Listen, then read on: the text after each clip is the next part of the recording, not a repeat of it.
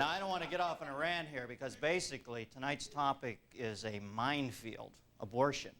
I couldn't be any more on tiptoe if the show was being produced by George Balanchine. This is the big debate, and I'm talking bigger than who was the better Darren on Bewitched. Abortion.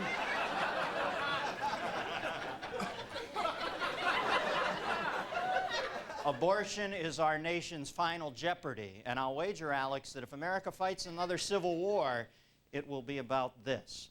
And I would remind you that this is all from my perspective, the male perspective, a one-step removed perspective, because I will obviously never have to decide on whether or not I should have an abortion. And by the way, my belief is that if men were the ones getting pregnant, abortions would be easier to get than food poisoning in Moscow.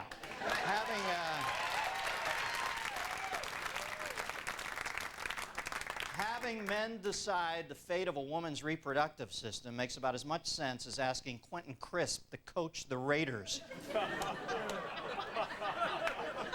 All right, enough qualifying. Let's get on with it. There's no doubt that passions run high on both sides, and this issue has created a divide in this country not seen since Carly Simon last yawned in public.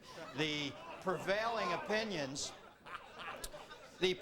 opinions on a woman's freedom to choose are going further to the right than a Greg Norman tee shot. Pro-life activists attempt to paint anyone pro-choice as having no morals. On the other side of the ledger, pro-choicers are tagging pro-lifers as crazed and backward Bible thumpers bent on running the lives of the people that disagree with them. The truth, as always is the case in human endeavors, lies somewhere in between.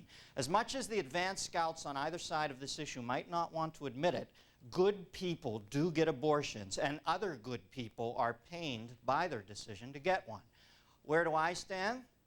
I'm like most of you, I presume. I think there are far too many abortions performed in this country, and I also believe that at the end of the day, as much as I might disapprove, none of them are really any of my business.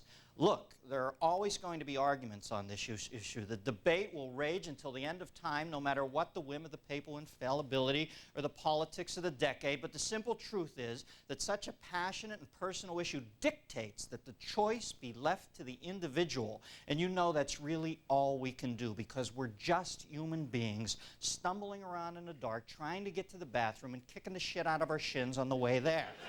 Now, there's some things that all right-minded human beings should agree on. We should all agree that abortion should be legal in the case of rape, incest, and when the mother's life is at risk. That's just common sense. But excluding that obvious assumption, everything else in the abortion arena is in play. There are many quagmires complicating this issue. Religion. Now, it seems that religion is most often the backboard for every bank shot put up by someone making it their business to get into your business. Roman Catholic doctrine forbids abortion. Fine. Take that into consideration when you make your decision. Right to life proponents contend that abortion is immoral. Fine. Take that into consideration when you make your decision. Another pothole in the road to a sensible resolution to abortion is, when does life begin? At conception? When a heartbeat is detected? At the first drawn breath? You know, for me, it wasn't until last Tuesday. Until then, I was just a sperm with an accountant. Okay, so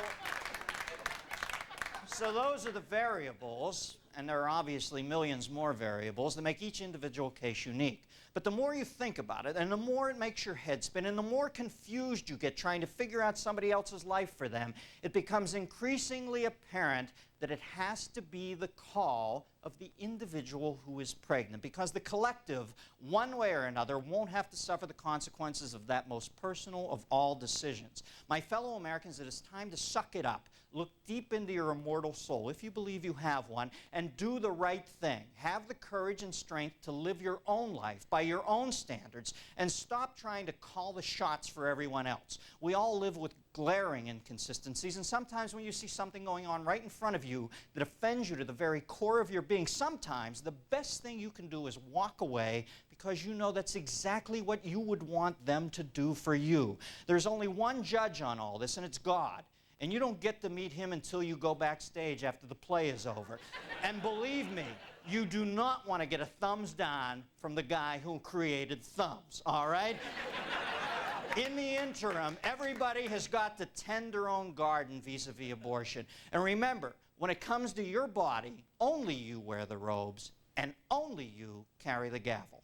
Of course, that's just my opinion. I could be wrong.